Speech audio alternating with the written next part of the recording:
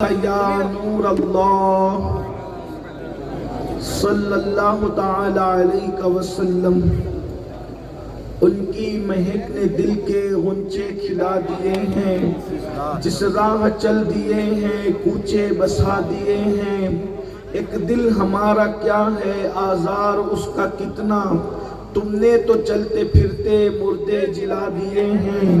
ہم سے فقیر بھی اب پھیری کو اٹھتے ہوں گے، اب تو غنی کے در پر بستر جما دیے ہیں۔ دولہا سے اتنا کہہ دو پیارے سواری روکو، مشکل میں ہے باراتی پرخار وا دیے ہیں۔ میرے کریم سے گر قطرہ کسی نے مانگا، دریا بہا دیے ہیں دربے بہا دیے ہیں۔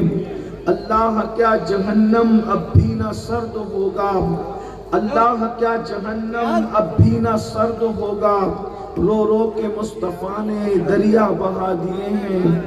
آج کی یہ محفل دارالعلوم اہل سنت معین الفیضان سلطان الہند کے دستار حفظ کے موقع پر انعقاد پذیر ہے۔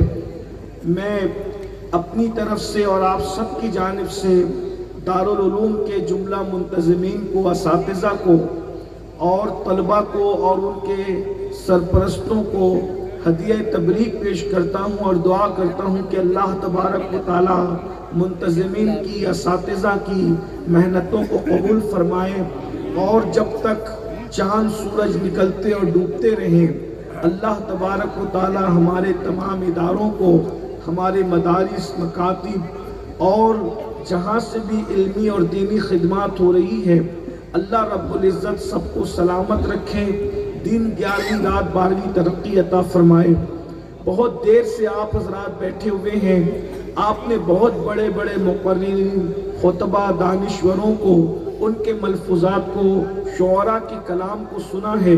بہت دیر تک اب میں کوئی گفتگو کرنے کے بجائے بہت مختصر میں نے جس آیہ کریمہ کے ایک حصے کی تلاوت کی ہے اس سے متعلق کچھ باتیں کر کے اپنی گفتگو کو بہت جلد سمیٹنے کی کوشش کروں گا۔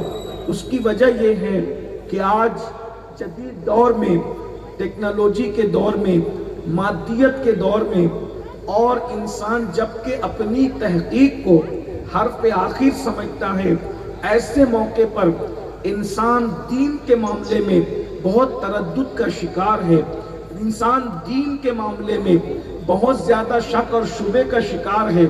بہت سارے معاملات کے اندر جہاں ہمارے جوانوں کو شک ہے، ڈاؤٹ ہے، اور وہاں وہ لوگ عجیب و غریب باتیں کرتے ہیں، ان میں ایک تصور جنت اور جہنم کا بھی تصور ہے، اور جنت کے متعلق اور جہنم کے متعلق ان کے خیالات یہ ہیں کہ یہ مولویوں کی بنائی ہوئی باتیں ہیں، اور مولوی لوگ اسی طریقے کی باتیں کرتے ہیں۔ جب وہ جنت کا ذکر آتا ہے تو کبھی حوروں کا ذکر کرتے ہیں، کبھی نہروں کا ذکر کرتے ہیں، کبھی باغات کا ذکر کرتے ہیں، اور معاذ اللہ وہ یہ کہتے نظر آتے ہیں کہ ہمیں سبز باغ دکھائے جاتے ہیں۔ کسی کہنے والے نے تو یہاں تک کہہ دیا سرفرے فن کی ایک حد ہے، عجیب سرفرہ فن ہے، کہتا ہے کہ ہم کو معلوم ہے جنت کی حقیقت، لیکن ہم کو معلوم ہے جنت کی حقیقت، لیکن دل کو بہلانے کے لیے غالب یہ خیال اچھا ہے۔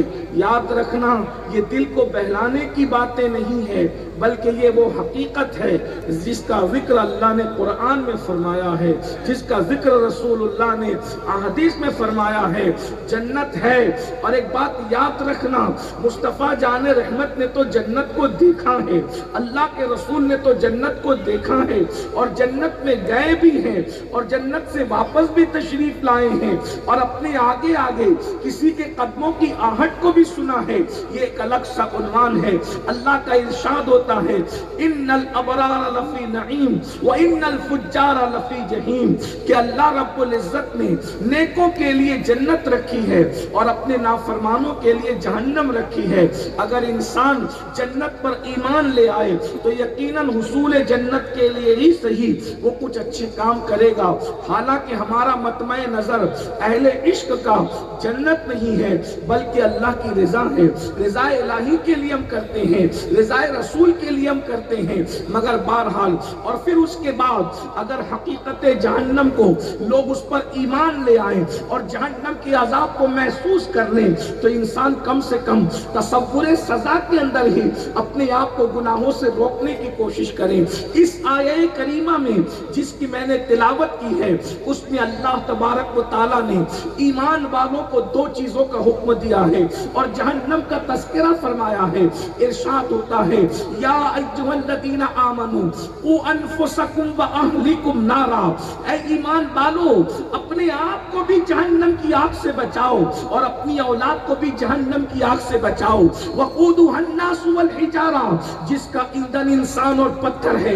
ذرا غور تو فرمائیں، اللہ نے دو ذمہ داری دی ہے، تم ایسے راستے پہ نہ چلنا جس راستے پر چل کر تم جہنم کا ایندھن بن جاؤ، اپنے بچوں کو اس راستے پہ چلنے مت دینا جس راستے پر چل کے تمہارے بچے جہنم کے عذاب کا شکار ہو جائیں۔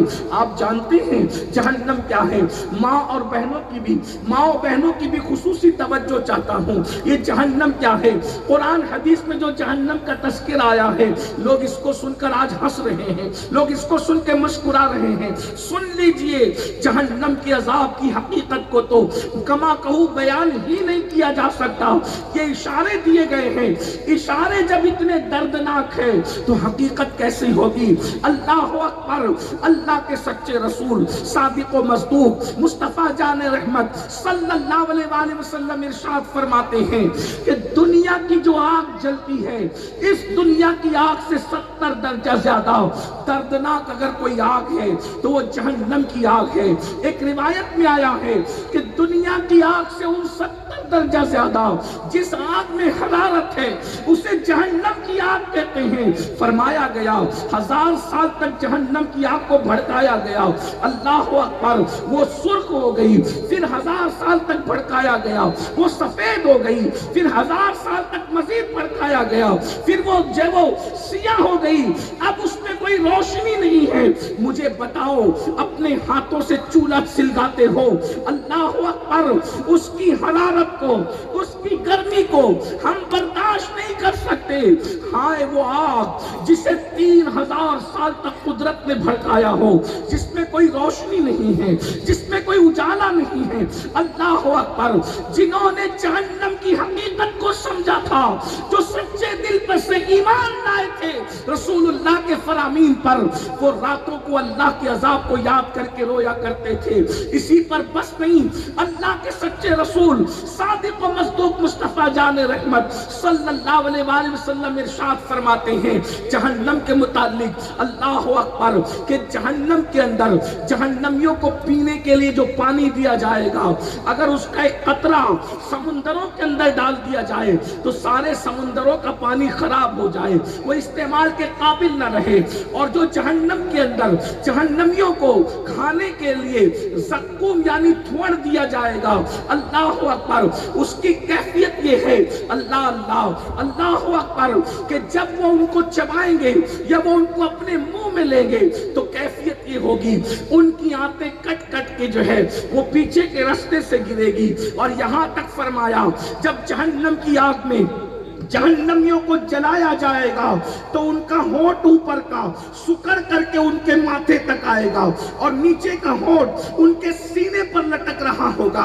اللہ کے رسول صلی اللہ علیہ وآلہ وسلم فرماتے ہیں جہنم میں سب سے کم اور ہلکا عذاب جس جہنمی کو دیا جائے گا یہ سب سے کم عذاب ہے، سب سے ہلکا عذاب ہے، تاکہ لوگ اندازہ لگا سکیں۔ اپنی ماں اور بہنوں کی خاص توجہ چاہتا ہوں، آپ کی بھی سب سے کم اور ہلکا عذاب جس جہنمی کو دیا جائے گا تمہارے اور میرے سچے رسول فرماتے ہیں وہ یہ کہ اس کے پیروں میں آگ کی جوتیاں پہنائی جائے گی، جہنم کی آگ کی بنی ہوئی جوتیاں اس کے پیروں میں پہنائی جائے گی۔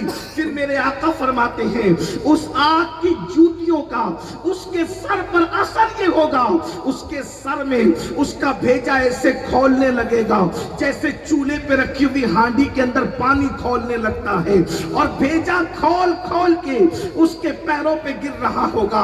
اب ذرا اندازہ کریں، لکھنؤ والوں، گرد نواح سے آنے والوں، دستار بندی کی محفل میں، اصلاح معاشرہ کی محفل میں آنے والوں، ذرا تصور کرو جب سب سے ہلکے عذاب کا یہ عالم ہے تو جو سب سے بڑا عذاب ہوگا اس کا عالم کیا ہوگا؟ اور اللہ ارشاد فرما رہا ہے، بچا لو اپنے آپ کو جہنم کی آگ سے، بچا لو اپنی اولاد کو جہنم کی آگ سے۔ میرے بھائیو، ہم نے جہنم سے بچنے کے لیے کیا انتظام کیا ہے؟ حضرت سیدنا کعب احبار جہنم کا ذکر کرتے ہوئے فرماتے ہیں، اللہ اکبر، کہ جہنم کو بیل کے ناک کے ایک سوراخ جتنا مشرق کی طرف کھولا جائے گا تو مغرب میں جتنے لوگ موجود ہوں گے ان کے سروں میں ان کا بھیجا کھولنے لگے گا۔ مشرق میں جہنم کھلے گی کتنی؟ بیل کے ناک کے سوراخ جتنی، اللہ اکبر، وہ بھی ایک سوراخ جتنی۔ تو مغرب میں لوگوں کے سر کے بھیجے کھولنے لگیں گے، ابلنے لگیں گے۔ جن کو پورا جہنم میں ڈال دیا جائے گا ان کا کیا بنے گا؟ ان کا کیا حال ہوگا؟ اب جلدی جلدی سے میں پڑھتا ہوں، جہنمی کون ہے، جہنم میں کون کون جائے گا، تاکہ آپ کو احساس ہو کہیں میں جہنمی تو نہیں، کہیں میں جہنم میں تو نہیں جاؤں گا۔ کچھ لوگ یہ سوچتے ہیں ہم نے کلمہ پڑھ لیا ہے، اب ہم کچھ بھی کریں جنت میں جائیں گے، اب ہم مرید ہو گئے ہیں، ہم کچھ بھی کریں جنت میں جائیں گے۔ اللہ اکبر، یاد رکھنا اور اچھی طرح یاد رکھنا، یہ خام خیالی ہے کہ مرید ہو گئے تو اب جہنم میں نہیں جائیں گے، کلمہ پڑھ لیا ہے تو جہنم میں نہیں جائیں گے۔ یاد رکھنا، ہمارا ایمان ہے کہ ذرہ برابر بھی جس کے دل میں ایمان ہے وہ جنت میں جائے گا، لیکن یہ کس نے کہہ دیا کہ جہنم میں ڈالے بغیر جنت میں چلا جائے گا؟ اس لیے کہ جہنم میں جا سکتا ہے ایمان والا بھی جا سکتا ہے، بلکہ اللہ کے رسول علیہ السلام نے ارشاد فرمایا، آقا کریم صلی اللہ علیہ وآلہ وسلم فرماتے ہیں، جہنم کے اندر ایک وادی ہے، اس وادی کا نام وادی حبحب ہے۔ اللہ اکبر، آقا فرما رہے ہیں، ہم تو صرف نقل کر رہے ہیں، بطور مفہوم نقل کر رہے ہیں، سن لیجئے اور یاد رکھنا۔ آج مسلمان اس لیے گناہوں پہ بے باک ہے کہ اس کو قرآن و حدیث کا علم نہیں ہے، اور علم کو عام کرنا ضروری ہے، اور علم کو عام کرنے کے لیے سب سے بڑا جو ذریعہ ہے علم دین کے حصول کا، اسی کو مدارس کہتے ہیں، جامعات کہتے ہیں۔ یہ جو بچے آج فارغ ہوئے ہیں ان کے ذریعے سے علم دین عام ہوگا انشاءاللہ۔ میرے آقا نے فرمایا، العلم حیات الاسلام، علم اسلام کی زندگی ہے، جب تک کہ علم زندہ رہے گا اسلام زندہ رہے گا۔ اس لیے علم کی زندگی بے پناہ ضروری ہے۔ اگر اس قوم کے پاس علم دین ہوتا تو یہ قوم گناہوں پہ اتنی بے باک نہیں ہوتی۔ اللہ اکبر، اللہ کے سچے رسول صادق و مصدوق ارشاد فرماتے ہیں، جہنم میں ایک وادی ہے، اس وادی کا نام وادی حبحب ہے۔ اللہ اکبر، اس میں ایک اور وادی ہے، اس کا نام وادی لملم ہے۔ اور پتہ ہے وہ وادی کیا ہے؟ فرمایا، جب جہنم کی آگ ٹھنڈی پڑنے لگتی ہے، جہنم کی آگ جو ہے وہ کم ہونے لگتی ہے، تو اس جہنم کی وادی کو کھول دیا جاتا ہے جس کو وادی لملم کہتے ہیں، واپس سے جہنم بھڑکنے لگتا ہے۔ فرمایا گیا ایک دن میں 36 مرتبہ جہنم پناہ مانگتا ہے اس وادی سے جس کو وادی لملم کہتے ہیں۔ اس میں جو بچھو ہیں وہ پختی اونٹوں کی طرح موٹے موٹے ہیں، ان بچھوؤں کی لمبائی 70 سال کا فاصلہ ہے۔ میرے آقا سے صحابہ نے پوچھا، یا رسول اللہ، جس سے جہنم بھی پناہ مانگتا ہے، جہنم کے اس حصے میں کس کو داخل کیا جائے گا؟ تو میرے آقا فرماتے ہیں، جو جان بوجھ کر نماز چھوڑ دیتے ہیں، جو نماز نہیں پڑھتے، اسے وادی لملم میں داخل کیا جائے گا۔ میں اپنے جوانوں سے پوچھتا ہوں، 5-5 گھنٹہ جلسے میں بیٹھنے والی قوم سے پوچھتا ہوں، 3-3 گھنٹہ فلم کے لیے بیٹھنے والے جوانوں سے پوچھتا ہوں، میرے بھائیوں ذرا بتاؤ کہ تمہارے اور میرے رسول نے فرمایا، وادی لملم جس سے جہنم بھی پناہ مانگ رہا ہے، ایک دن میں 36 مرتبہ اس اس میں بے نمازیوں کو ڈالا جائے گا۔ آپ سے پوچھتا ہوں کیا اس عذاب کو برداشت کرنے کی طاقت ہے ہمارے اندر؟ اس عذاب کو برداشت کرنے کی قوت ہے ہمارے اندر؟ اللہ اکبر۔ جو انسان سگریٹ کا چٹکا برداشت نہ کر سکے، جو انسان اگربتی کا چٹکا برداشت نہ کر سکے، جو انسان اپنے ہاتھوں کے لائٹر کی آگ کو برداشت نہ کر سکے، جو انسان چراغ کی آگ کو برداشت نہ کر سکے، وہ جہنم کے دہکتے ہوئے شعلوں کو کیسے برداشت کرے گا؟ اپنے آپ سے پیار نہیں ہے تمہیں، اپنے آپ سے محبت نہیں ہے تمہیں۔ میں اپنی بہنوں سے بھی کہتا ہوں، میری بہنوں تم سب کے لیے ٹائم دے رہی ہو، نماز کے لیے ٹائم کیوں نہیں دے پا رہی ہو؟ کتنی سادگی سے لوگ کہتے ہیں مولانا ہمارے پاس نماز کے لیے ٹائم نہیں۔ 4 گھنٹے کچن میں کھڑے رہنے والی بہن 10 منٹ کے لیے نماز کے لیے ٹائم نکال لو، ورنہ یاد رکھنا یہ بے وفا دنیا ہے، یہ غدار دنیا ہے۔ دنیا سے بڑھ کر کسی کو بے وفا نہیں دیکھا گیا۔ اللہ اکبر۔ تم کچن میں کھڑی رہ کر کھانا بنا رہی ہو، ثواب کا کام ہے، مگر یاد رکھنا جن کے لیے تم 4 گھنٹے کچن میں کھڑی ہو، تمہارے مرنے کے بعد شاید یہ مغفرت کی دعا بھی نہ کریں۔ اللہ اکبر۔ ذرا بتاؤ تو صحیح، جو لوگ تمہارے لیے مغفرت کی دعا نہ کریں، تم ان کے لیے 4 گھنٹے کچن میں کھڑی ہو، اور وہ اللہ جس نے جو وفا کا خالق ہے، وہ اللہ جو تیری قبر کو جنت کے باغوں میں سے باغ بنانے والا ہے، وہ اللہ جس نے تجھے روزی دیا ہے، وہ اللہ جس نے تجھے عزت دی ہے، وہ اللہ جس نے تجھے طاقت دی ہے، وہ اللہ جس نے تجھے قوت دی ہے، وہ اللہ جس نے تجھے اچھا مکان دیا ہے، وہ اللہ جس نے تجھے بڑی روزی سے نوازا ہے۔ ذرا بتا تو صحیح میری بہن، اس اللہ کے لیے ہم 10 منٹ کا ٹائم نہیں نکال سکتے؟ بھائیوں میں آپ سے بھی پوچھتا ہوں، جو 6 اور 10 ہزار کی نوکری دے دے، ہم اس کی جی حضوری کرتے ہیں، اس کے سامنے ہاتھ باندھ کے کھڑے رہتے ہیں، اور وہ اللہ جس نے ہمیں سب کچھ عطا فرمایا ہے، اس اللہ کے لیے 10 منٹ کا ٹائم نہیں نکالتے۔ مجھے حیرت ہے، جو مال قبر میں ساتھ نہیں آئے گا، اس کے لیے 10 12 گھنٹے محنت کر رہے ہو۔ جو مال قبر میں ساتھ نہیں آئے گا، اس مال کے لیے کلکتہ، دلی، دبئی، سعودی تک جا رہے ہو۔ نہ دھوپ دیکھتے ہو، نہ سردی دیکھتے ہو، نہ گرمی دیکھتے ہو، نہ برسات دیکھتے ہو۔ اللہ اکبر۔ جو مال ساتھ نہیں آنے والا قبر میں، اس کے لیے اتنی محنت ہے، اور جو اعمال ساتھ آنے والے ہیں، اس کے لیے 10 منٹ مسجد میں نہیں آ سکتے، اپنی محلے کی مسجد کو آباد نہیں کر سکتے۔ یاد رکھنا، یہ مولوی صاحب کی بات نہیں، یہ مصطفیٰ جان رحمت مولا کی بات ہے۔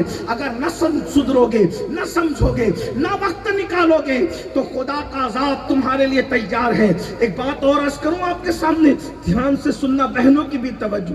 اگر نماز نہیں پڑھو گے تو قبر میں تو جلو گے، لیکن دنیا میں بھی جلائے جاؤ۔ یاد رکھو، دنیا، بخاری شریف کی ایک حدیث ہے، مشہور حدیث ہے، اس کو دھیان سے سننا۔ اللہ کے رسول صلی اللہ علیہ وآلہ وسلم فرماتے ہیں، میرا دل چاہتا ہے کہ میں کسی کو کہوں کہ وہ اذان دے، اور کسی کو کہوں کہ وہ نماز پڑھائے، اور پھر فرماتے ہیں میں محلے میں نکل جاؤں، بستی میں نکل جاؤں، اور ان گھروں کو آگ لگا دوں اپنے ہاتھوں سے جس گھر کے لوگ مسجد میں نماز پڑھنے کے لیے نہیں آئے۔ یہ حدیث مشہور ہے، بہت بیان ہوتی ہے، اکثر بیان ہوتی ہے۔ دھیان سے سننا، میں نے آپ کو پہلے ہی کہا تھا کہ میں آپ سے زیادہ ٹائم آپ کا نہیں لوں گا، اور میں اپنی بات پر انشاءاللہ قائم رہوں گا۔ بہت مختصر میں، آپ میں سے سن تو بہت اچھے سے رہیں، لیکن ٹائم زیادہ ہوا ہے۔ دھیان سے سننا، اپنے مسائل کا حل نہ سیاسی لیڈر کے دروازوں پر ہے، نہ وظائف میں ہے، نہ تعویذات میں ہے۔ اپنے مسائل کا حل نہ اپنے علماء کے پاس ہے، نہ اپنے لیڈروں کے پاس ہے، نہ اپنے پاس ہے۔ اپنے مسائل کا حل صرف اور صرف اپنے اللہ کی چوکھٹ پر ہے۔ یہ بات یاد رکھنا، مسائل کا حل، کوئی مسئلہ آپ کا ہو، وہ صرف رب کی بارگاہ میں حل ہو سکتا ہے، اور کوئی مسئلہ ایسا نہیں ہے جو رب کی بارگاہ میں حل نہ ہو سکتا۔ بات یاد رکھیے گا۔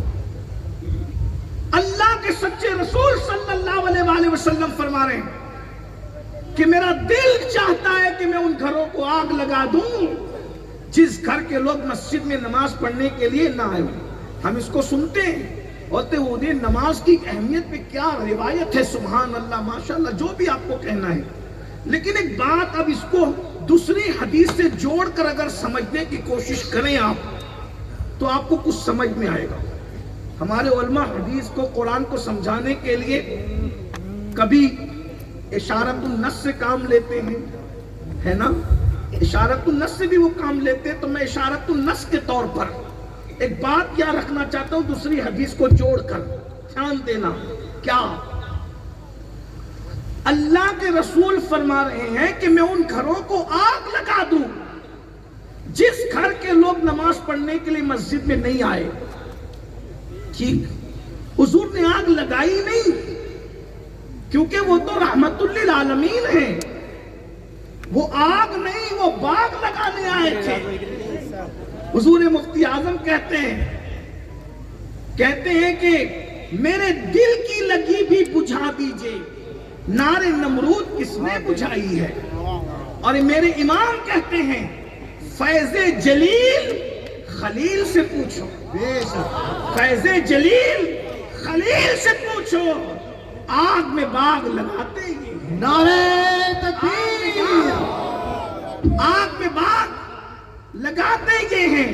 حضور رحمت للعالمین ہے جس نے چڑیوں کے گھونسلے کو اجاڑنے سے منع کیا، جس نے چونٹی کے بنوں کو جو وہ نقصان پہنچانے سے منع کیا، جس نے مینڈکوں کو دریا سے دور کرنے سے منع کیا. وہ کسی انسان کے گھر میں آگ کیسے لگاتے؟ وہ تو رحمت للعالمین ہیں، انہوں نے آگ نہیں لگائی لیکن انہوں نے اپنے غصے، اپنے جلال کا اظہار تو کر دیا. کیا کہا کہ میں ان گھروں کو آگ لگا دینا چاہتا ہوں جس گھر کے لوگ مسجد میں نہیں آتے. اب وہ تو رحمت للعالمین ہیں، ان کے دامن رحمت للعالمین ہی پر یہ دھپا نہ لگے. قدرت کو کبھی گوارا اور منظور نہ تھا کہ حبیب کے بارے میں کوئی کہے کہ محبوب نے آگ لگا دی. وہ آگ لگانے نہیں آئے تھے، مگر یہ شان محبوبی ہے. حضور کرتے نہیں ہیں، حضور صرف چاہتے ہیں. حضور چاہے اس کو اللہ پورا کرتا ہے کیونکہ اللہ قہار بھی ہے، جبار بھی ہے، بے نیاز ہے. اللہ اکبر. حضور کے چاہے کو وہ کیسے پورا کرتا ہے؟ حدیث پاک ہے، ام المومنین سیدہ عائشہ صدیقہ فرماتی ہے کہ رسول اللہ کی چاہت کو پورا کرنے میں اللہ بہت جلدی سے کام لیتا ہے، اللہ بہت جلدی کرتا ہے. اور انہوں نے مثال بیان فرمائی، فرماتی ہیں کہ 4 رکعت والی نماز کے لیے کھڑے ہوئے اور اس کے بعد رسول اللہ کی یہ چاہت تھی کہ قبلہ بدل جائے، قبلہ تبدیل ہو جائے.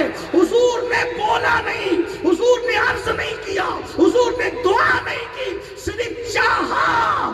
4 رکعت والی نماز شروع کر کے چاہا کہ قبلہ بدل جائے، لیکن اللہ اکبر زبان سے کچھ نہیں کہا. نگاہ اٹھتی ہے جھکتی ہے، اٹھتی ہے جھکتی ہے، اور پھر آیت آ جاتی ہے قد نرا تقلب وجهك في السماء فلنولينك قبلة ترضاها.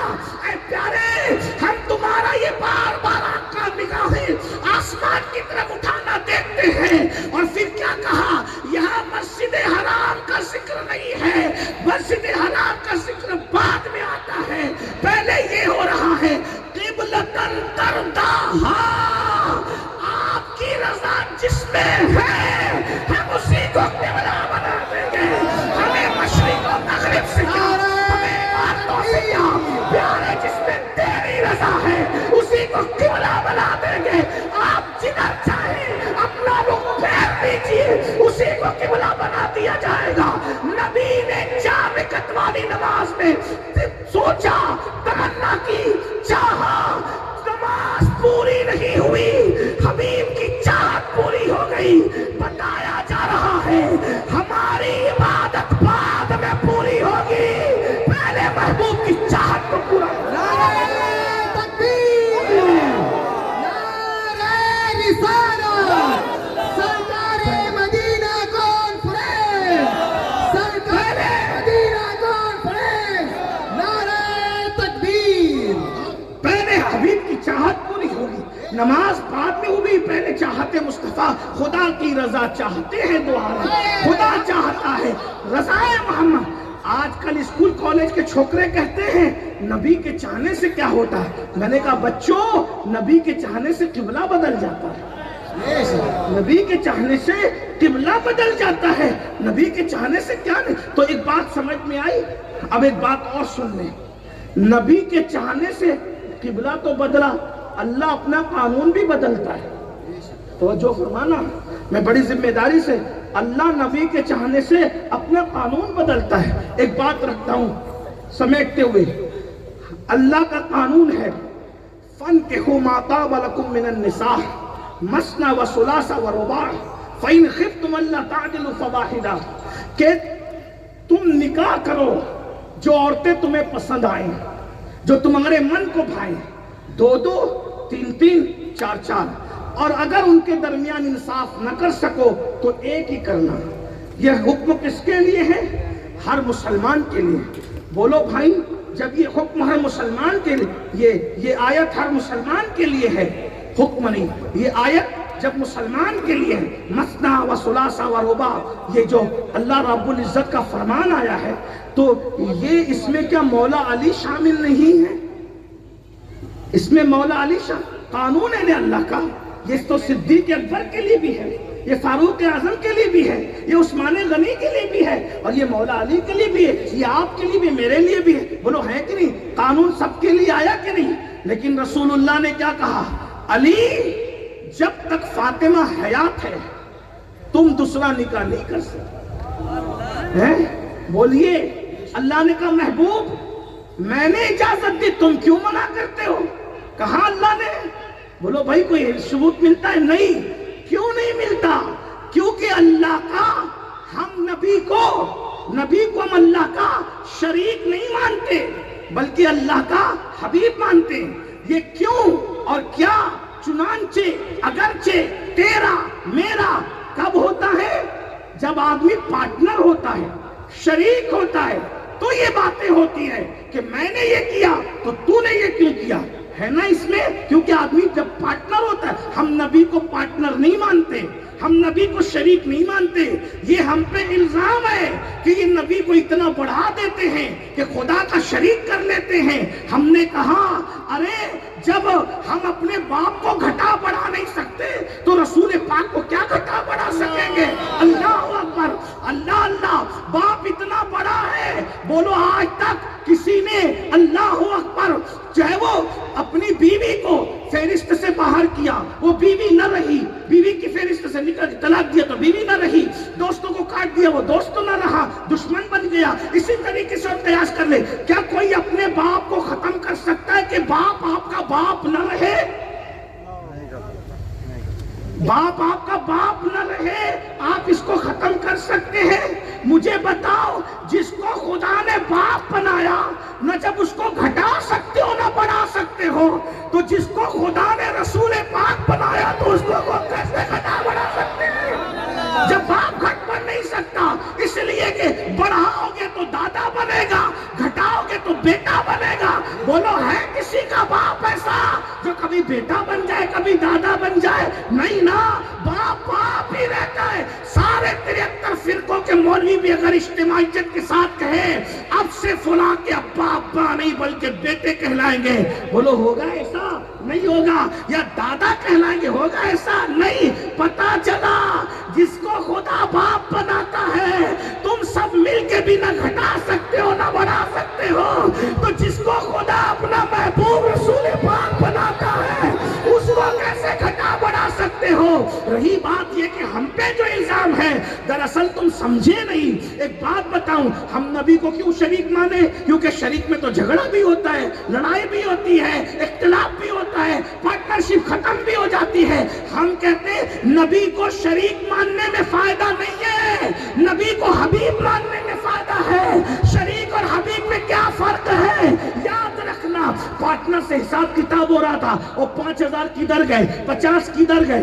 ایسے میں بیٹا آیا، ابو نیا موبائل نکلا ہے، کتنے کا ہے بیٹا؟ 2.5 لاکھ کا، جاؤ لے لو. کوئی سوال کرے گا؟ ارے 50 روپے پہ 5,000 روپے میں جھگڑا کر رہا تھا، ادھر حساب کتاب کر رہا تھا، ادھر 2.5 لاکھ اٹھا کے دے دیا. تو آدمی کیا کہے گا؟ ارے یہ شریک ہے، وہ حبیب ہے، اور حبیب کے لیے ہی تو کمایا جا رہا ہے. بات سمجھ میں آتی کہ نہیں؟ سبحان اللہ. میرا نبی خدا کا شریک نہیں ہے، حبیب ہے. اگر شریک ہوتے تو سورج ڈوبا ہوا پل جاتے، معاذ اللہ ثم معاذ اللہ. تو کہاں جاتا؟ ڈبایا ہم نے، نکالا کیوں تم نے؟ اگر شریک ہوتے، وہ شریک نہیں ہے. خود ڈبایا خدا نے، نکالا نبی نے. اللہ نے نہیں کہا کیوں نکالا، بلکہ کہا جا رہا ہے آج ڈبایا ہی اس لیے تھا تاکہ تمہاری طاقت لوگوں کو پتا چلے. جب اب تو ہو کی قوت کا یہ عالم ہے تو اللہ ہو کی قوت کا عالم ہے. نبی نے چاند 2 ٹکڑے کیے نا، تو یہ نہیں کہا ہم نے بنایا تو نے ٹکڑے کیوں کیا، بلکہ بتایا محبوب بنایا ہی اسی لیے تھا کہ تم اشارہ کر کے ٹکڑے کرو گے تو لوگوں کو پتا چلے گا. جب بندے کی طاقت ایسی ہے تو خدا کی طاقت کیسے ہے نا یہ بات. تو اللہ نے کہا 2 2 3 3 4 4 اور عدل نہ کر سکو تو صرف 1. یہ تو مولا علی کے لیے بھی ہے، لیکن حضور نے کہہ دیا تم فاطمہ کی موجودگی میں دوسرا نکاح نہیں کر سکتے. مولا علی نے بھی مان لیا، اللہ نے بھی کوئی بات نہیں فرمائی. کیوں؟ حبیب ہم تیرے لیے اپنا قانون بھی بدل گئے. حبیب تیرے لیے اپنا قانون بھی ہے، تیرے لیے اپنا قانون بھی. ایک اور بات بتاؤ، حضور علیہ السلام سفر میں ہیں، 4 رکعت نماز پڑھ رہے ہیں، مدینے والوں کی انتظار کا خیال ہے، 4 والی کو جلدی میں 2 پہ سلام پھیرتے. پوچھو غوری صاحب سے، علماء سے، مفتیان کرام سے، بڑے سے بڑا مفتی، محدث، ولی، قطب، ابدال 4 والی پہ 2 پہ سلام پھیرے گا تو کیا کہا جائے گا؟ چلو اٹھو اور پھر 4 پڑھو. 4 پڑھنی پڑے گی، قانون تمہارا نہیں چلے گا، اللہ کا. لیکن یہاں محبوب نے 2 پہ سلام پھیرا جلدی میں. اللہ نے نہیں کہا اٹھو 4 پوری کرو. محبوب ہمیں 2 4 سے کیا لینا، ہمیں تو تمہاری ادائیں پیاری ہیں. ریاضت نام ہے تیری گلی، عبادت نام ہے تیری گلی میں آنے جانے کا، تصور میں تیرے رہنا ریاضت اس کو کہتے ہیں. تیری سیرت تیری صورت زمانے سے نرالی ہے، تیری ہر ادا پیارے، دلیلیں بے مثالی ہے. محبوب نے جلدی میں 2 پہ سلام پھیرا. یہ نہیں کہا کہ 4 پوری کرو، بلکہ یہ کہا آپ نے تو جلدی میں سلام پھیر دیا، آج کے بعد اسی کو قانون بنا دیں گے کہ جو بھی شرعی سفر کرے گا 4 نہیں پڑے گا، بلکہ آپ کی ادا کے مطابق اب 2 ہی پڑے گا. اس کو جلدی نہیں بھی ہوگی تو بھی وہ 2 ہی پڑھے. دیکھ لیجئے آج سب لوگ 2 ہی پڑھ رہے ہیں سفر کے اندر. کیوں؟ حبیب نے تو جلدی میں سلام پھیرا تھا، تمہیں جلدی نہیں بھی ہے تو حبیب کی ادا کو اپنانا پڑے گا. اب بات سمجھ میں آئی؟ بہت دور نہیں جاتے، اتنی سمجھ میں آ گئی آپ کو؟ اتنی بات کہ اللہ اپنے محبوب کی چاہت کو پورا کرنے میں بہت جلدی کرتا ہے. سونا مردوں پہ حرام ہے، حضور نے چاہا تو سراقہ کے لیے اللہ نے حلال کر دیا. ریشم مردوں پہ حرام ہے، حضور نے چاہا تو عبد الرحمن ابن عوف کے لیے حلال کر دیا ہے نا. لیکن اب حضور کیا کہہ رہے؟ ام المومنین عائشہ صدیقہ پاک کہہ رہی کہ میں دیکھتی ہوں کہ اللہ محبوب کی چاہت کو پورا کرنے بہت جلدی کرتا ہے، بہت جلدی کرتا ہے. یہ چاہتے ہیں وہ پورا کر دیتا ہے. اب حضور نے چاہا، دھیان سے حضور نے کیا چاہا؟ میں ان گھروں کو آگ لگا دوں جس گھر کے لوگ مسجد میں نماز پڑھنے کے لیے نہیں آئے. حضور نے چاہا اور اللہ نے محبوب کی چاہت پہ آگ لگا دی. انہوں نے چاہا اور آج ہم سب جل رہے ہیں. جل رہے ہو نا؟ اب کیسے جل رہے ہو تمہیں بتاتا ہوں. آگ کو محسوس کرو. بیٹے اور باپ میں نہیں بن رہی ہے، یہ آگ ہے وہی جو اللہ نے لگائی ہے محبوب کی چاہت. اللہ آگ دکھ نہیں رہی ہے، جل سب رہے ہو، کتنا بھی کماتے ہو سکون نہیں ہے، بے چین ہو. یہ آگ وہی ہے جو اللہ نے لگائی. نرم نرم گدوں پہ لیٹتے ہو، سکون کی نیند نہیں آتی، یہ آگ اللہ نے لگائی. بیٹیاں 28 سال کی، 25 سال کی، 30 سال کی، 32 سال کی، 35 سال کی ہو گئی تھی، اچھے رشتے نہیں آ رہے ہیں، یہ اللہ کی لگائی ہوئی آگ ہے۔ میاں بیوی میں جم نہیں رہی ہے، یہ اللہ کی لگائی ہوئی آگ ہے۔ بھائی بھائی میں اتحاد نہیں ہے، یہ اللہ کی لگائی ہوئی آگ ہے۔ سب کچھ ہونے کے بعد بھی دلوں کو سکون نہیں ہے۔ کہتے ہو نا مولانا سب ہے سکون نہیں ہے، بڑی بڑی ڈگریاں لے کے پھر رہے ہو نوکری نہیں ملتی، یہ اللہ کی لگائی ہوئی آگ ہے۔ اللہ اکبر، گھروں کے اندر سکون نہیں ہے، یہ اللہ کی لگائی ہوئی آگ ہے۔ حضور نے چاہا اور اللہ نے تمہارے گھروں میں آگ لگا دی، سب جل رہے ہو لیکن تمہیں ہوش نہیں آ رہا ہے، بلکہ تمہیں خیال بھی نہیں آ رہا ہے کہ میں جل رہا ہوں۔ جل سب رہے ہو لیکن احساس بھی نہیں ہے۔ یہ بھی خدا کے عذابوں میں سے ایک عذاب ہے کہ عذاب دیا جا رہا ہے اور تم اس کو محسوس نہیں کر رہے ہو۔ اب ذرا محسوس کرو، اللہ تمہیں جلا رہا ہے آگ میں، نہ دکھنے والی آگ ہر ایک کے گھر میں لگی ہوئی ہے۔ میاں بیوی پہ شک کر رہے ہیں، بیوی شوہر پہ شک کر رہی ہے، شوہر بیوی پہ شک کر رہا ہے، ساس بہو میں نہیں جم رہی ہے، دیورانی جٹھانی میں نہیں جم رہی ہے، یعنی گھر جہنم کدا بنا ہوا ہے۔ یہ آگ اللہ نے لگائی ہے، اور یاد رکھنا یہ آگ تعویذات سے نہیں بجھے گی، یہ آگ وظیفوں سے نہیں بجھے گی، یہ آگ اللہ اکبر کسی کی اور جو وہ چھو منتر جادو منتر سے نہیں بجھنے والی، یہ آگ کسی کی کرامت کا تذکرہ کرو گے تو نہیں بجھے گی، ذمہ داری سے کہہ رہا ہوں۔ اس آگ کو بجھانے کا ایک ہی طریقہ ہے، نماز پڑھ کر مدینے والے کی آنکھوں کو ٹھنڈک پہنچاؤ، ادھر تم ٹھنڈک پہنچاؤ گے، اللہ تمہارے گھر کی جلنے والی آگ کو ختم فرما دے گا۔ اور اگر تم نے یہ نہیں کیا تو یہ آگ جلتی رہے گی، اس کا نقصان اٹھاتے رہو گے۔ دیکھا جو بے نمازی پن تمہیں دنیا میں جلا رہا ہے وہ تمہیں جہنم میں نہیں جلائے گا۔ اس لیے میرے بھائی جو آؤ 10 منٹ کا ٹائم نکال لو نماز کے لیے، صرف 10 منٹ کا ٹائم، آج سے نمازی بننے کی کوشش کرو۔ اور یاد رکھنا، آپ کیا سمجھتے ہو نماز کی برکت سے کیا نہیں ملتا؟ کچھ لوگ سوچتے ہیں ارے یہ مولانا لوگ ہمیں ایسے ہی کرتے ہیں۔ میرے بھائی اگر تم متقی بن جاؤ، نمازی بن جاؤ، تو نماز کی برکت سے جب اللہ ملتا ہے تو غور کرنا کیا نہیں مل سکتا۔ جب خالق مل جاتا ہے تو مخلوق نہیں مل سکتی۔ جس نماز کی برکت سے جنت مل سکتی ہے، اچھا مکان نہیں مل سکتا۔ اور ایک بات آپ کو بتاؤں، لوگ بہت پریشان ہیں اس چیز کو لے کر کے کہ آپ لوگ کہتے ہو کہ نیکی کرو نیکی کرو تو سب اچھا اچھا ہوگا، سب بھلا بھلا ہوگا۔ نیکی سے بھلا کیسے ہو سکتا؟ ابھی جیسے میں نے کہا گناہ کرو گے تو اچھے رشتے نہیں آئیں گے، نیکی کرو گے تو اچھے رشتے آئیں گے۔ لڑکے بھی پریشان، لڑکے بھی پریشان، رشتے اچھے نہیں آ رہے تو پسند نہیں آ رہے۔ میں نے کہا اس میں بھی گناہ کا عمل دخل۔ آپ کیا سمجھ رہے؟ ڈگری ہونے کے بعد نوکری نہیں، یہ بھی گناہ کی وجہ سے۔ گھر میں سکون نہیں، بھی قرآن کہہ رہے وَمَا أَصَابَكُم مِّن مُّصِيبَةٍ فَبِمَا كَسَبَتْ أَيْدِيكُم، کہ تم پر جو مصیبت آتی ہے وہ تمہاری برائیوں کی وجہ سے، تمہارے عمل کی وجہ سے۔ ابھی 4-5 گھنٹے سے علماء کرام کہہ رہے آپ بیٹھے ہوئے، کتنے لوگ ہیں جو عشاء پڑھ کر آئیں اور کتنے جو جا کے عشاء پڑھیں گے یا فجر پڑھیں گے۔ نماز کو بہت ہلکے میں لیا جا رہا ہے۔ آج میں معاف کیجئے گا، میں بہت دکھی ہوں اس پر۔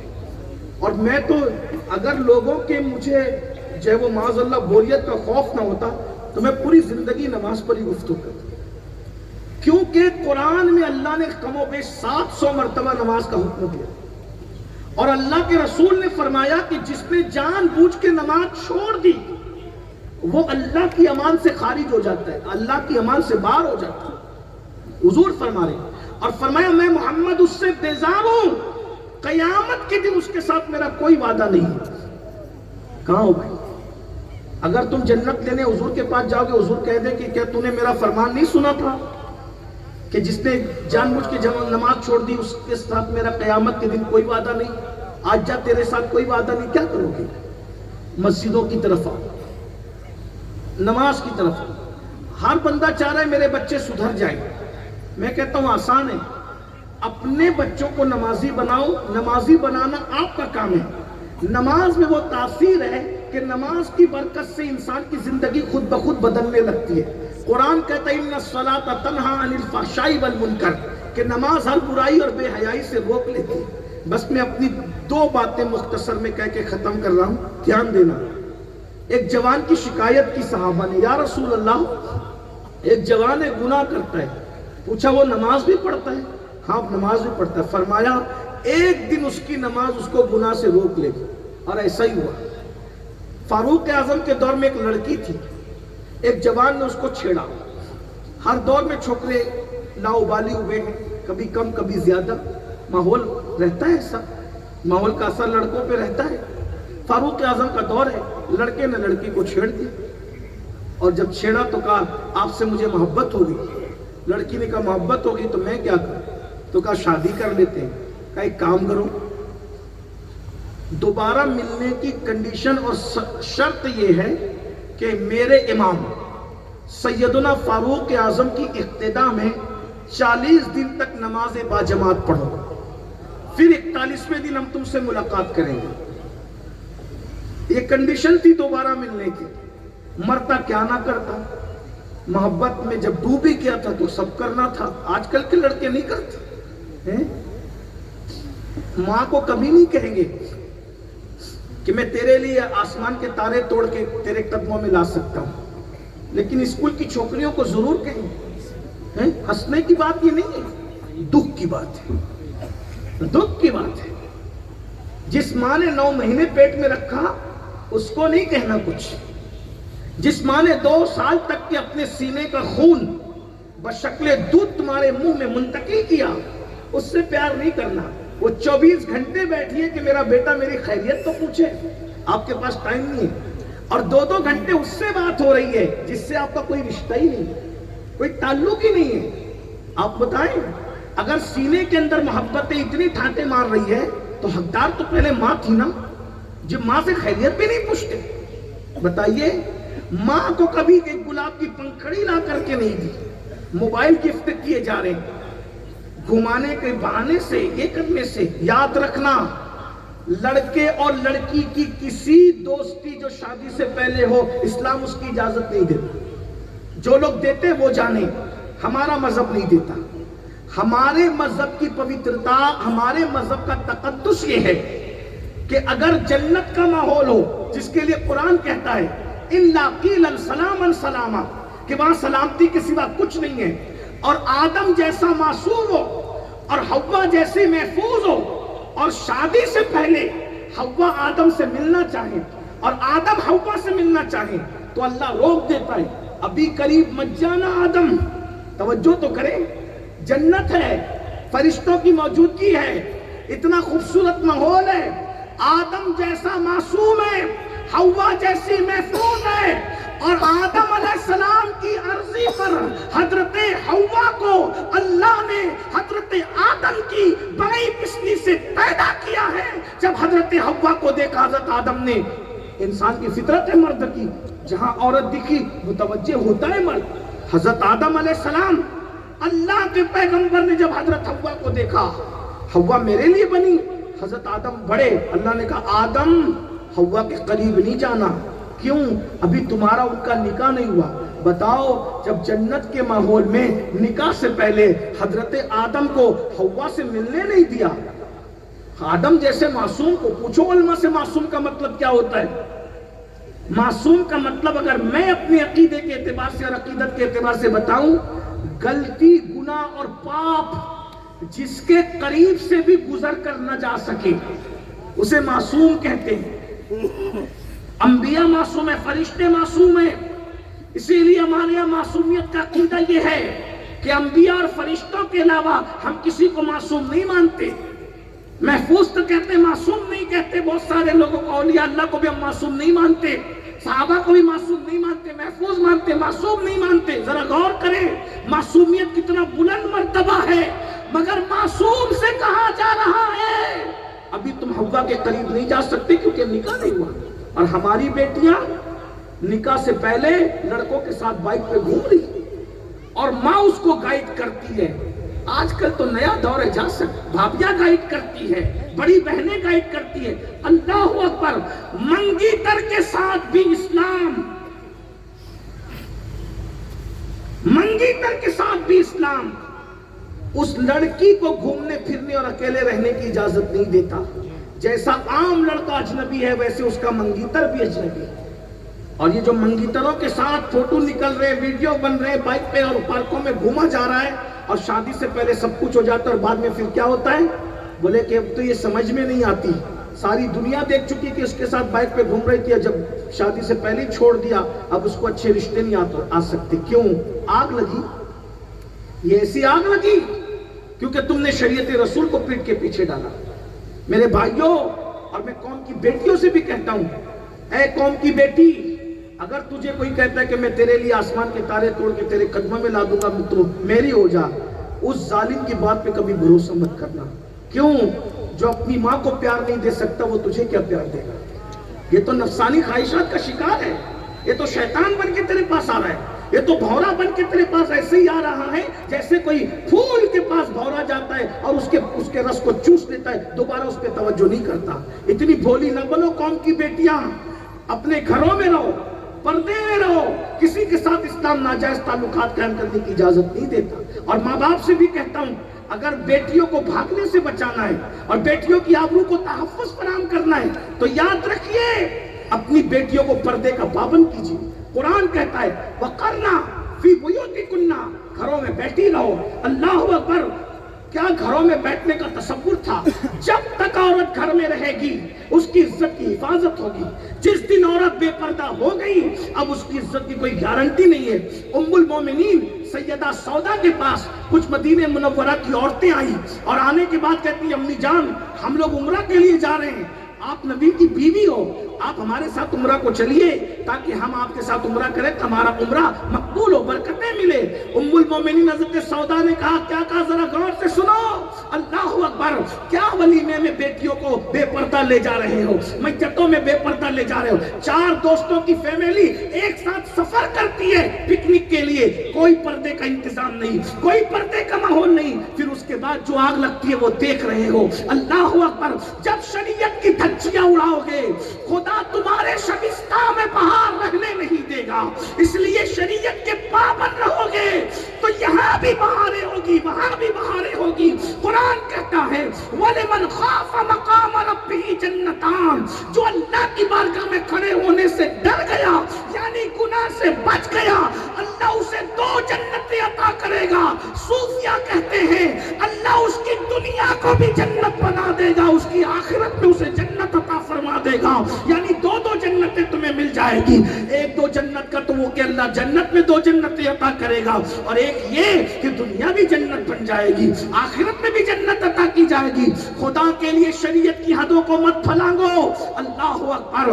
میرے آقا نے فرمایا اگر مریم جیسی خاتون ہو اور داؤد جیسا مرد ہو اور دونوں ایک ساتھ اکیلے رہنا چاہیں تو میں مریم جیسی عورت کو داؤد جیسے معصوم کے ساتھ اکیلے رہنے کی اجازت نہیں دے سکتا. میرے بھائیوں بتاؤ، آج بچیاں اکیلے پکنک پہ جا رہی ہے، اکیلے کسی اجنبی کی بائک پہ بیٹھ کے جا رہی ہے، فون پہ لمبی لمبی باتیں کر رہی ہے، ماں باپ روکنے کو تیار نہیں ہے. آج یہ وہ کیا تقدس کا ماحول تھا.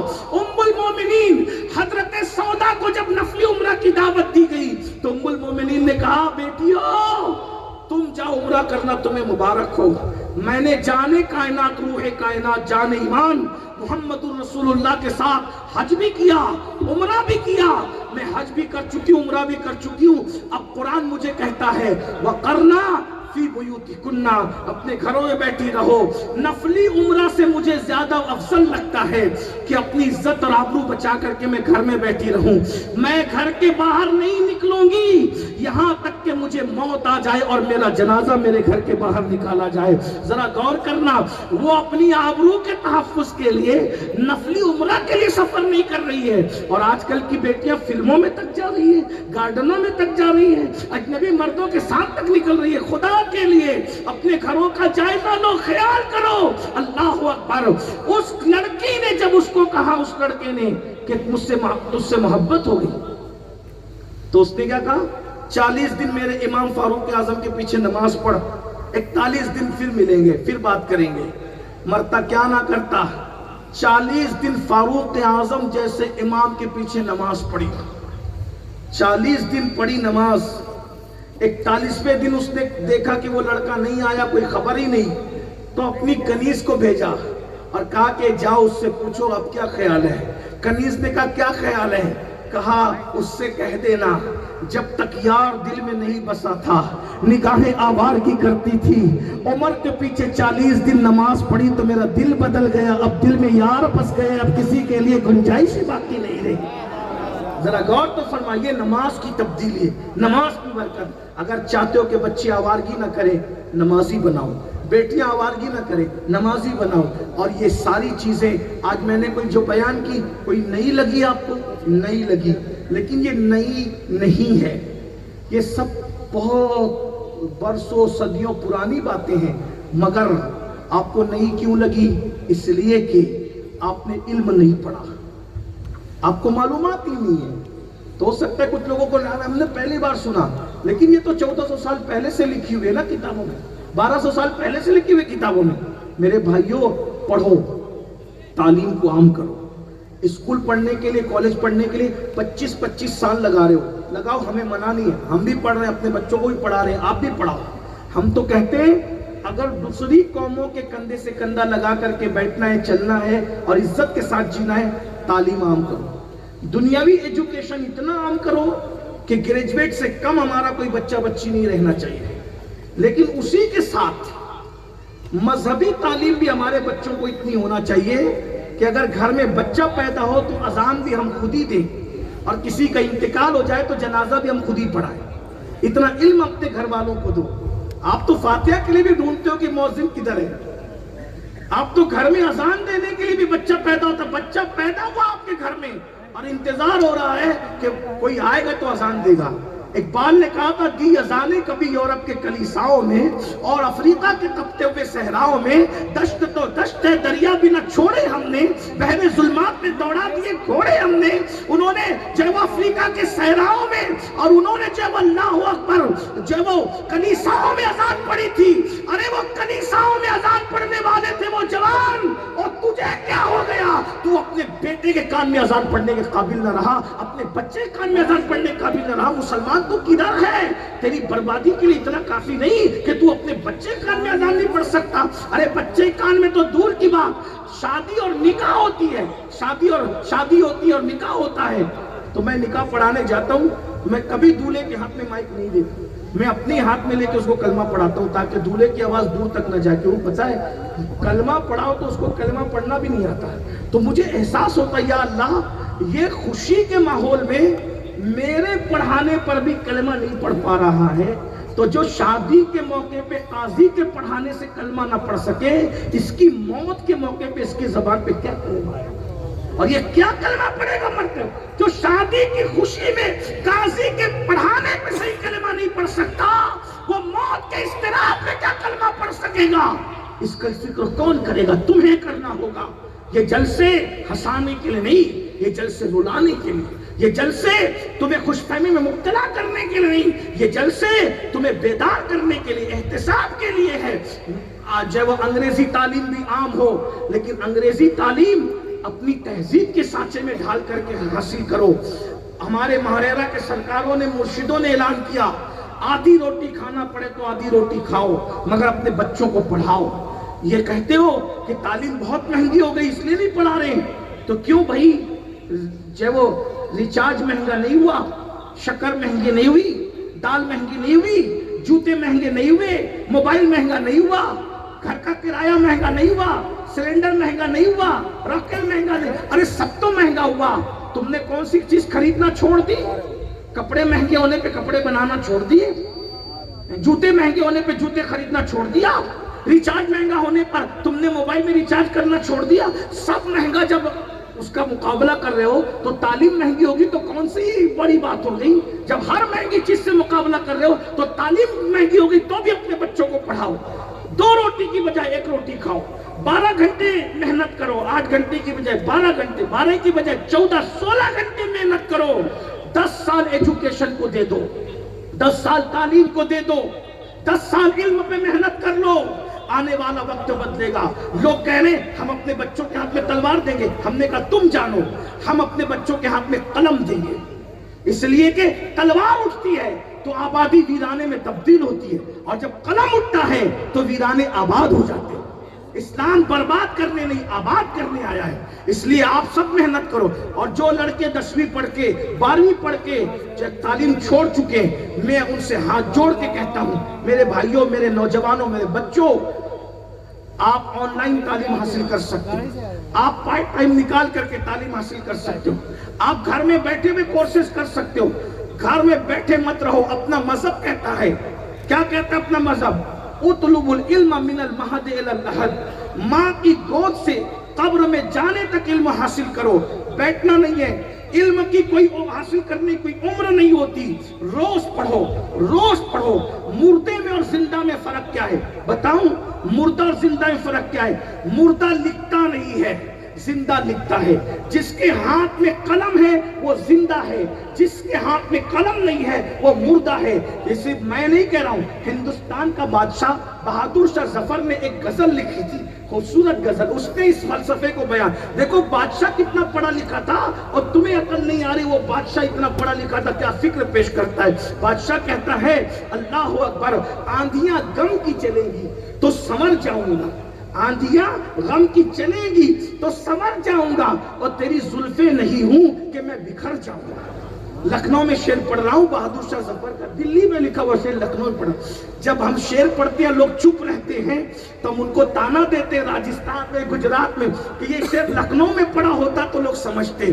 ہائے لکھنؤ سے بھی علم رخصت ہوا ہے. کہاں گیا وہ فرنگی محل کا علمی شباب ہے؟ کہاں گیا اللہ اکبر وہ شاہ مینا رحمت اللہ تعالیٰ علیہ کے علمی روب و دبدبے کی رمق اور دمک؟ کہاں گیا اللہ اکبر وہ لکھنؤ کے بڑے بڑے مفتیوں کے اللہ اکبر فضل خیر آبادی جیسے کہ فتوے کی رمق اور دمک آج تک جو پوری دنیا میں محسوس کی جا رہی ہے وہ لکھنؤ ہی کا تو حصہ تھا. اللہ اکبر. ملا نظام الدین کے علم کی رمق کہاں گئی؟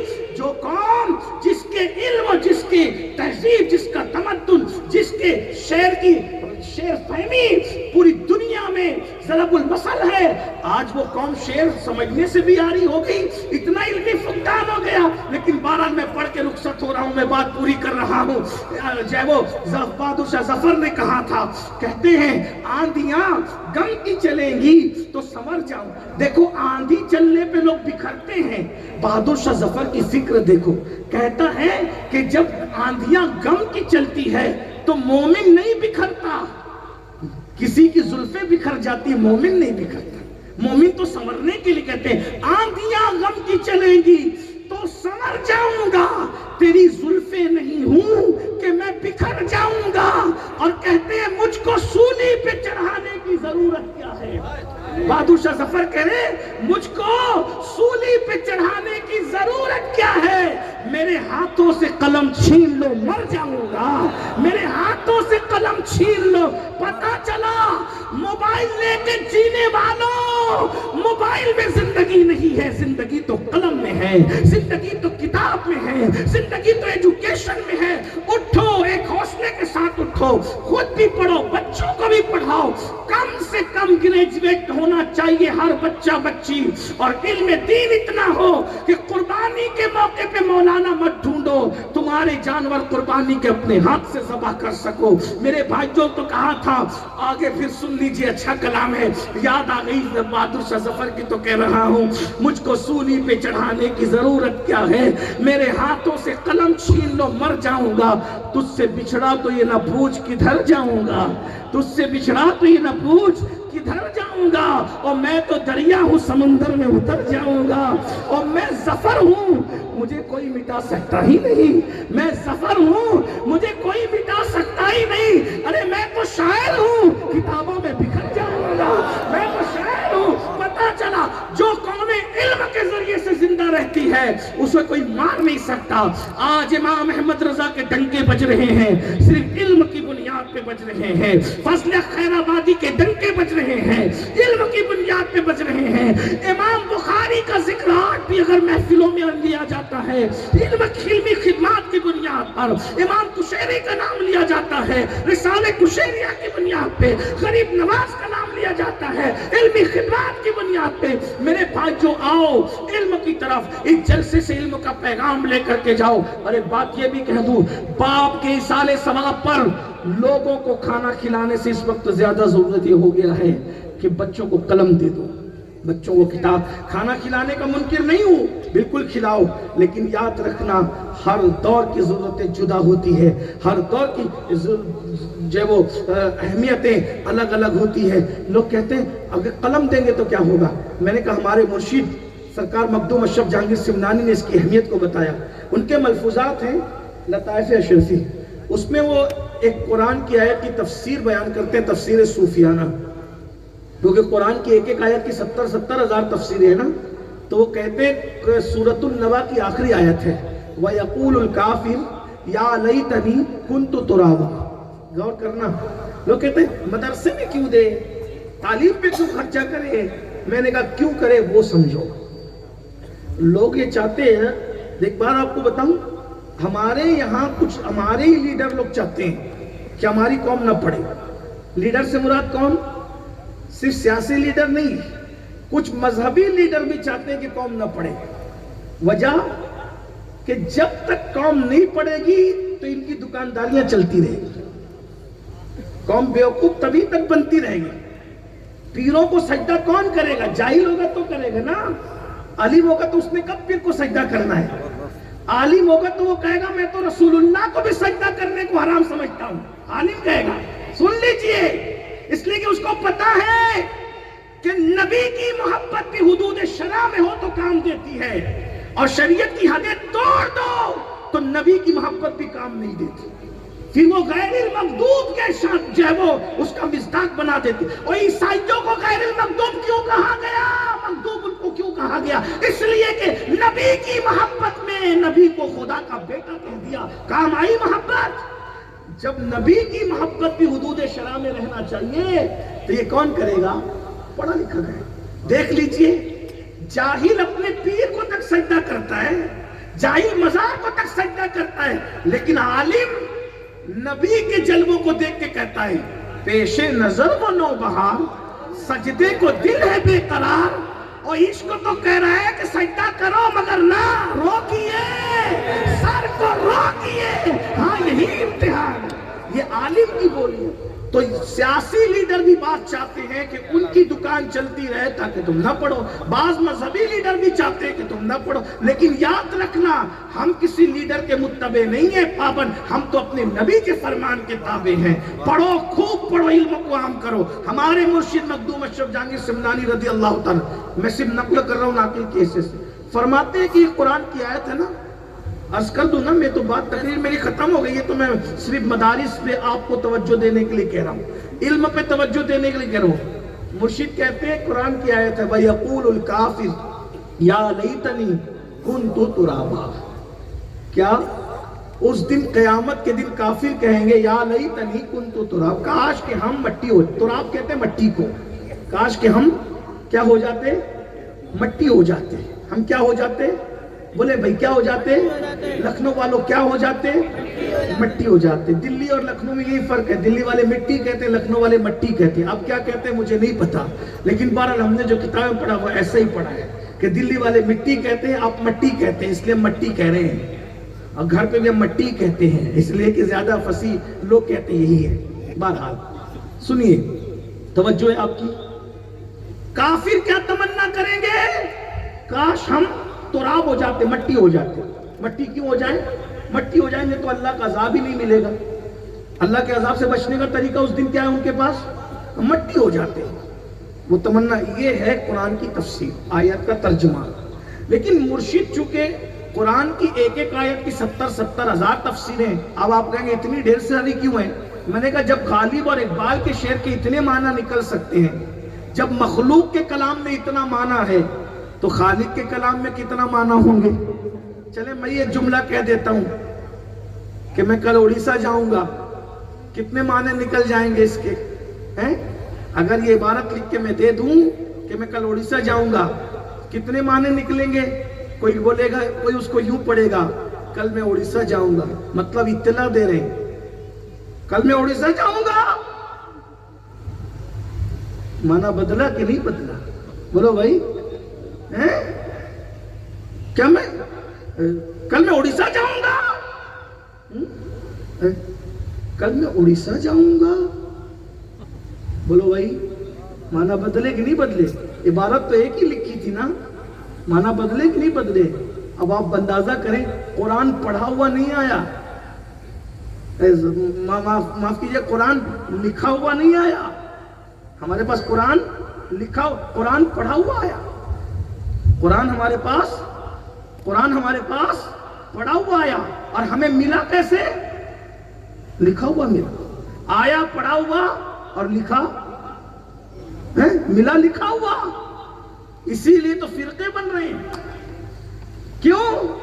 पढ़ा हुआ आया। जिनके पास सामने पढ़ा गया था वो गुमराह नहीं हुए, जिनको लिखा हुआ मिला अब वो इसीलिए पढ़े हुए हैं क्या कि जुमला खबरिया है, इस्तिफामिया है, इंशाइया है, क्या है, क्या है? अभी जुमलों की किस्में होने लगी कि लखनऊ वाले बोलेंगे कि किसको लेकर आए थे। आप तो गालियां भी अदब से देते हो ना। बहरहाल, तो जब गालिब और इकबाल के कलाम में इतने माना है तो अल्लाह के कलाम में कितना? बल्कि सूफिया तो फरमाते, इमाम अब्दुल वहाब शारानी कहते हैं, कुरान का नुज़ूल बंद हुआ है। मानिए कुरान के माना का नुज़ूल आज भी उलमा और आलिमों के दिल पे हो रहा है। हर रोज नए माना उतरते हैं, आते हैं गैब से। ये मज़ामी ख्याल में गालिब सरीर खामा नवाए सरोज। बहरहाल, मुर्शिद कहते हैं, सरकार मखदूम अशरफ जहांगीर सिमनानी कहते हैं कि इसका एक माना यह भी है कि एक काफिर था, उसका नाम तुराब था, और वो तुराब कयामत के दिन जन्नत में जा रहा होगा। तो दूसरे काफिर उसको देख के कहेंगे, ओ तुराब, तू भी काफिर, हम भी काफिर, काफिर होने की वजह से हम जहन्नम में जा रहे हैं, तू जन्नत में कैसे जा रहा है? तो तुराब जवाब देगा, काफिर हूं नहीं, काफिर था। काफिर, तवज्जो है आपकी, बस यही में बात पूरी हो रही है। काफिर हूं नहीं, काफिर था। तो काफिर, तू तो हमारे सामने मरा, कुफ्र हमने तुझे सब कोई करते देखा, लेकिन तू मुमिन हुआ कब? तो वो कहता है कि जब मैं मरने लगा तो मरते वक्त मुझे ईमान की दौलत मिली, और मरने के बाद अल्लाह मुझे जन्नत भेज रहा है। तो कहा, तूने किया क्या था?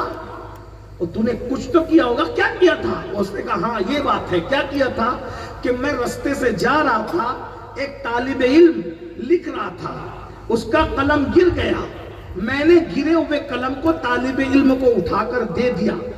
बस ये कलम उठा करके तालिब इल्म को मैंने दे दिया। उस अल्लाह को ये अदा इतनी पसंद आई कि मरने से पहले ईमान दिया, मरने के बाद जन्नत अता कर रहा है। किस अमल पे? तालिब इल्म को कलम उठा के देने की वजह से। अपना कलम नहीं दिया, अपने जेब से नहीं दिया, खरीद के नहीं दिया, उसी का कलम नीचे गिरा तो उठा के दे दिया। तो मरने से पहले ईमान और मरने के बाद जन्नत। तो जो खरीद करके देगा अल्लाह उसको क्या अता करेगा? जो अपने पास से कलम देगा अल्लाह उसको क्या अता करेगा? जो किसी की पढ़ाई को अपने जिम्मे पे ले लेगा अल्लाह उसको क्या अता करेगा? ले लीजिए ना, जब तक बच्चा हाफिज नहीं बने खर्चा मैं दूंगा, आलिम नहीं बने खर्चा मैं दूंगा, डॉक्टर नहीं बने पूरा खर्चा मैं उठाऊंगा, इंजीनियर नहीं बने पूरा खर्चा।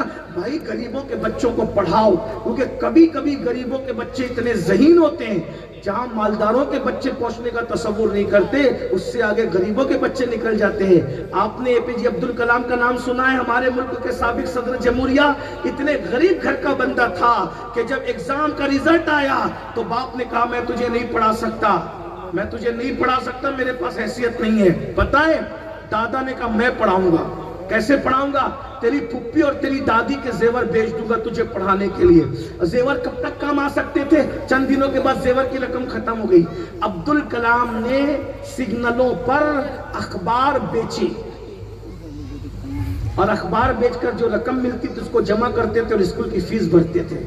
पता है, जो सिग्नलों पर अखबार बेच करके स्कूल की फीस भरता था, वो गरीब का बच्चा इतना आगे बढ़ा कि हिंदुस्तान का सदर जमहूरिया बन गया। एटमी ताकत हिंदुस्तान को देने वाला यही बंदा है। आपके पास अल्लाह ने टैलेंट बहुत दिया है, अपनी गुर्बत को अपने तरक्की के रास्ते में कभी रुकावट मत समझना। गुर्बत रुकावट नहीं है, एहसास कमतरी रुकावट है। सितारों के आगे जहां और भी है अभी इश्क के इम्तिहान और भी है, तू शाही है परवाज़ काम तेरा, तेरे सामने आसमां और भी है। तालीम पे मेहनत करो, तवज्जो करो, इल्म दीन भी आगे जो है वो सीखने की कोशिश करो, इल्म दुनिया भी सीखने की कोशिश करो, और साथ ही साथ नमाजों की पाबंदी करो। गुफ्तगू के दरमियान कोई गलती हो तो अल्लाह ताला माफ कर दे। अस्तगफिरुल्लाह रब्बी मिन कुल्लि ज़ंबि व अतूबु इलैहि व मा अलैना इल्लल बलाग। अस्सलामु अलैकुम व रहमतुल्लाह। इसको फ्री कर दो बाबू प्लीज।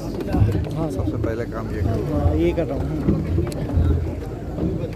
माशाल्लाह माशाल्लाह बहुत